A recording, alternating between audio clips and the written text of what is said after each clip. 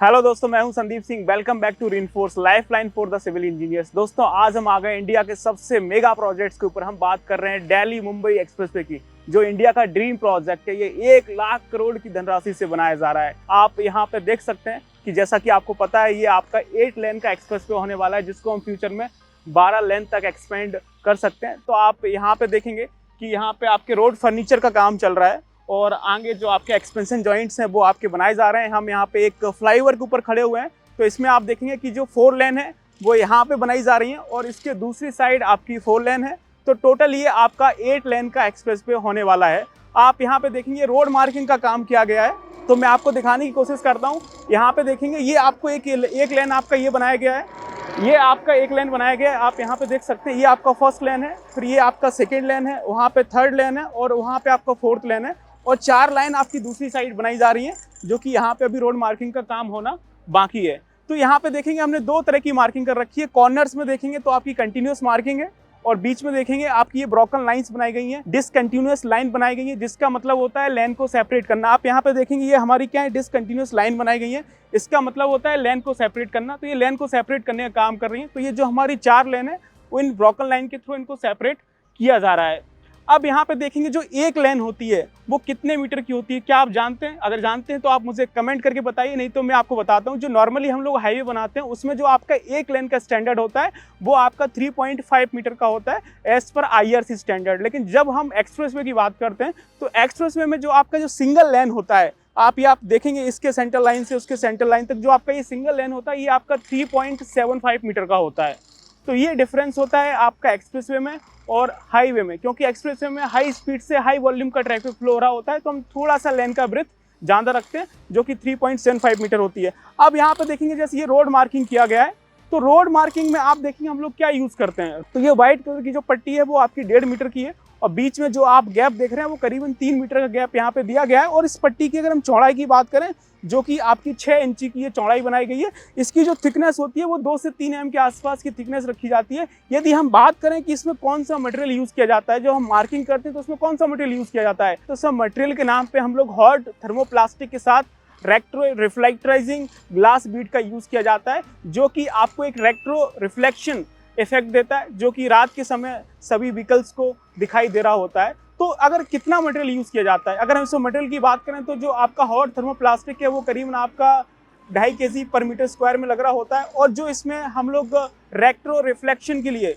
जो glass Beed use करते हैं वो आपका करीबन 250 ग्राम पर मीटर स्क्वायर लग रहा होता है। और इसकी जो आइटम है वो आपकी मीटर स्क्वायर बन रही होती है as per MoRTH ministry of road and transport highway. और इसके लिए जितना भी आप यहाँ पे काम देख रहे हैं, रोड मार्किंग का काम चल रहा है, तो इसके लिए हम लोग IRC का कोड 35 यूज़ करते हैं। और आगे भी आप देखेंगे यहाँ पे बहुत सारा रोड फर्नीचर का काम चल रहा है। और आप देखेंगे कि जो आपका रोड फर्नीचर होता है उसमें रोड मार्किंग के साथ साथ ये देखेंगे रोड स्टड लगे हुए हैं। आप बीच में देखेंगे तो आपके ये रोड स्टड लगे हुए हैं। इसके साथ साथ ये देखेंगे आपके ट्रैफिक शान लगे हुए हैं वहाँ पे, जो कि आपकी स्पीड लिमिट को दर्शा रहे हैं कि यहाँ पे आपको 80 या फिर 100 से ज़्यादा स्पीड नहीं चलानी है। और यहाँ पे देखेंगे क्रैश बैरियर लगा हुआ है, ये हमारा क्रैश बैरियर है, जो कि आपके व्हीकल्स हैं उनका वर्टिकल ड्रॉप ना हो, ठीक है, किसी भी अनहोनी के केस में। तो ये आपका क्रैश बैरियर लगाया गया है। तो आप देखेंगे सभी जगह आपको यहाँ पे क्रैश बैरियर मिल जाएगा। और इसका जो आइटम बनता है वो आपका रनिंग मीटर में बनता है, इसको हम लोग रनिंग मीटर में मेजर कर रहे होते हैं। तो ये सारा काम है जो कि अभी यहाँ पे हो रहा है, आप देख सकते हैं।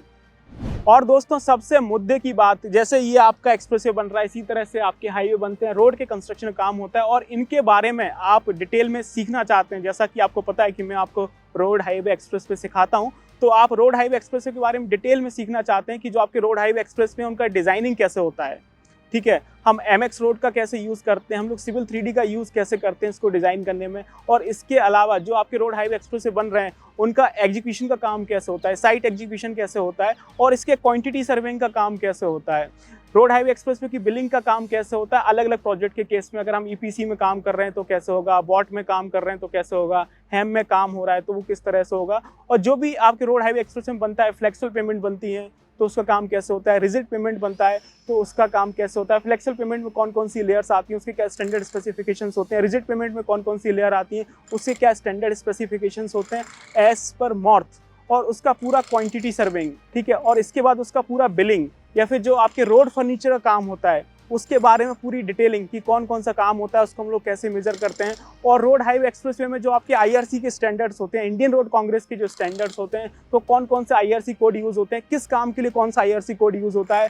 रोड और हाईवे एक्सप्रेसवे में जो हम लोग मॉर्थ का रेफरेंस लेते हैं, ministry of road and transport highway का, तो उसके क्या क्लॉजेस होते हैं, उसके क्या सेक्शन होते हैं, इन सब को मिला के रीइंफोर्स ने यानी मैंने आपके लिए पूरा कोर्स डिज़ाइन किया हुआ है, जिसमें आप site execution, quantity surveying, billing और डिजाइनिंग के बारे में सीख सकते हैं। अभी तक आप हमारे रीइंफोर्स के प्लेटफॉर्म पे देखते थे कि हम लोग आपको CPL दे रहे थे, कंस्ट्रक्शन प्रोजेक्ट लेवल ट्रेनिंग, जो कि हमने दीपावली पे लॉन्च किया था, CPL 5.0, जो कि हमारा all in one premium pre recorded future add on courses था। लेकिन उसमें बहुत सारे इंजीनियर्स की शिकायत रहती थी, सर आप कोई बिल्डिंग का स्पेसिफिक कोर्स बना दीजिए, कोई हाईवे का स्पेसिफिक कोर्स बना दीजिए, ब्रिज का कोई स्पेसिफिक कोर्स बना दीजिए। तो इस न्यू ईयर पे, साल खत्म होने से पहले, रीइंफोर्स आपके लिए लेके आया है हाईवे का पूरा कंप्लीट कॉम्बो पैकेज, जिसमें आप हाईवे के बारे में बहुत डिटेल में सीख सकते हैं। चाहे आपका डिजाइनिंग हो, चाहे आपकी क्वांटिटी सर्वेइंग का काम हो, चाहे आपके बिलिंग का काम हो, चाहे आपके इंटरव्यू क्वेश्चन हो, ये सारी चीज़ें आपको सीखने को मिल जाएंगी इस हाईवे कॉम्बो पैकेज में, जो कि आपको रीइंफोर्स प्रोवाइड कर रहा है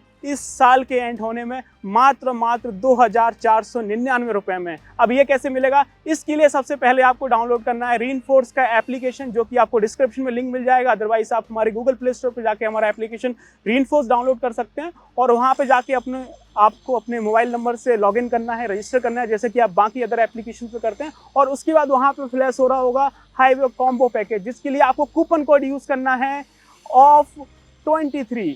तो आपको पूरा हाईवे कॉम्बो पैकेज मात्र 2,499 मिल जाएगा। तो आप इंतजार किस बात का कर रहे हैं? आप जाइए, हमारे एप्लीकेशन को डाउनलोड करिए और वहाँ से आप हाईवे के बारे में सीखिए, वहाँ पे आप एक्सप्रेसवे के बारे में सीखिए। वहाँ पे मैंने आपको एक पूरा पूर्वांचल एक्सप्रेसवे का केस स्टडी दे रखा है। जैसा कि आप यहाँ पे देख सकते हैं, दिल्ली मुंबई एक्सप्रेसवे बन रहा है, जो कि इंडिया का सबसे लॉन्गेस्ट एक्सप्रेसवे होने वाला है। लेकिन अभी ये बन रहा है, हुआ नहीं है।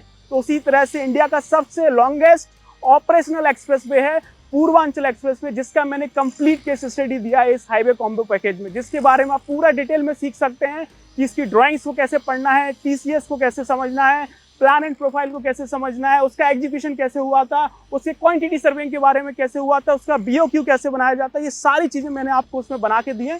तो आप जाइए और उसके बारे में सीखिए, अपनी स्किल्स को एनहेंस करिए और 2023 से 2024 में आप एंटर कर जाइए।